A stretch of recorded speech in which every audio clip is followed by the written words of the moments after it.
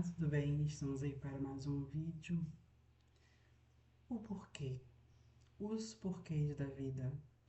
O porquê tanto sofrimento, por que tanta guerra, por que tanta dor.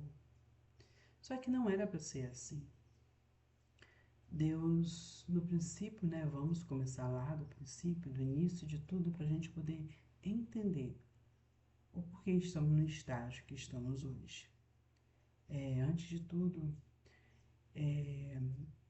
quero dizer para vocês que você pode, dependendo da rede social que você estiver, você vai ver esse vídeo por partes. Parte 1, parte 2, parte 3. Então, se você quiser acompanhar o vídeo até o final, você precisa me seguir, né?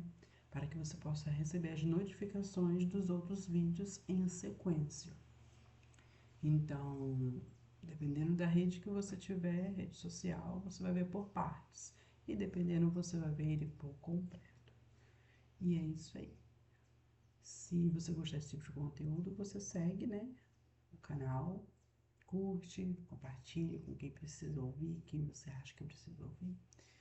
E vamos lá, precisamos voltar no começo, precisamos voltar lá em Gênesis, precisamos voltar lá na criação.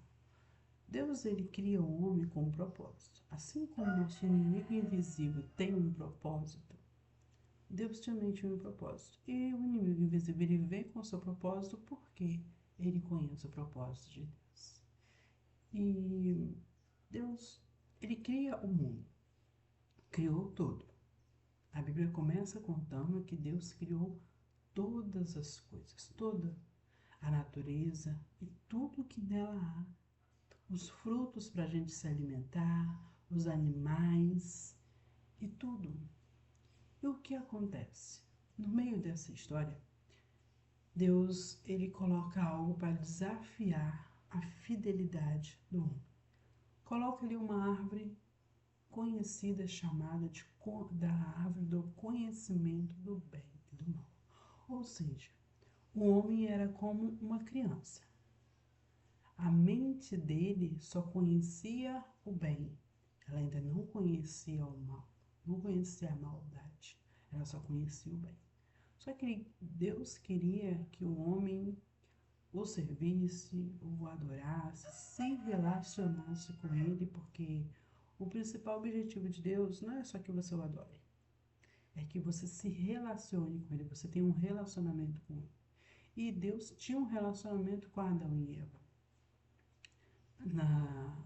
A Bíblia fala que toda tarde, na viração do dia, Deus ia encontrar com Adão e Eva para conversar com eles, provavelmente para perguntar: e aí, como foi o dia? Foi produtivo? Passaram bem? O que vocês fizeram hoje? Né? Então Deus, ele cria tudo para o homem, já estava tudo preparado.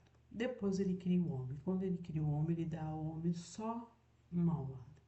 Era um desafio: a obediência, a fidelidade. Não coma da árvore do conhecimento do bem e do mal. Ou seja, não faça isso, que se você fizer, você vai se dar mal. Você vai conhecer um outro lado da vida que não se deve conhecer e isso vai te prejudicar. E ele fala, né, que o homem ia morrer, ou seja, o homem era para viver eternamente se não comesse do fruto dessa árvore. Porém, um belo dia, Eva está ali passeando, admirando aquele fruto, que provavelmente deveria ser um fruto muito bonito, muito atrativo, de dar água na boca. E quando ela passa olhando, ao mesmo tempo que ela lembra, né, do que Deus falou, a serpente, Satanás, o nosso amigo inimigo invisível, né, ele induz Eva a comer. E diz para ela: come, você será como Deus, certamente não morrerá. E Eva esqueceu da ordem que Deus deu. Preferiu ouvir a voz do seu inimigo, que estrategicamente já estava ali, preparando o meio de destruir o homem. E como que eu vou fazer? Frustrar os planos de Deus. Sendo que os planos de Deus, eles não são frustrados, né? Deus já sabia que tudo ia acontecer. Outra pergunta que eu fiz muito a Deus. Deus, se o Senhor sabia que Adão e Eva ia comer do fruto, o porquê que o Senhor fez a árvore? O porquê que o Senhor permitiu que eles comessem da árvore? E a resposta que veio foi: eu dei o homem, eu criei o homem para ser livre. Ele tem o livre arbítrio de fazer o que ele quiser. Não quero que ele me adore, porque ele é mecânico, eu criei ele para me adorar, como os anjos, como o próprio inimigo invisível, que ele era um anjo que foi criado para adoração. Então, eu não criei o homem para fazer exatamente o que eu quero. Eu criei o homem para se relacionar comigo e viver comigo por amor, porque me ama. Me adorar por amor, não porque eu o criei para isso. E outro era para mostrar para o próprio inimigo. Deus precisava provar alguma coisa para o inimigo? Não.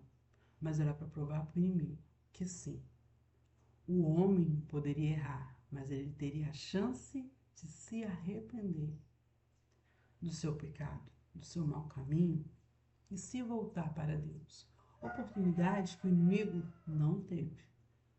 Ele não teve chance de se arrepender. Talvez porque ele não quisesse. Mas a ele não é dada a oportunidade que é dada a nós. Quando erramos, podemos nos arrepender e se voltar para Deus. Então, é como se Deus dissesse para ele: eu fiz um homem para ser livre, para me adorar por amor, e sim, o homem vai me adorar por amor, e é como se fosse para provar para o inimigo que nós temos oportunidades que ele não teve. E o que que ele faz? Imagina, vamos fazer aqui a palavra certa não seria analogia, né? Mas vamos criar uma história. Imagina que você tem um filho, talvez tenha um filho e esse filho ele não tem, ele errou, né? Raramente a gente como pai vai fazer isso, né? Mas vamos colocar assim, vamos fazer essa colocação. Ele errou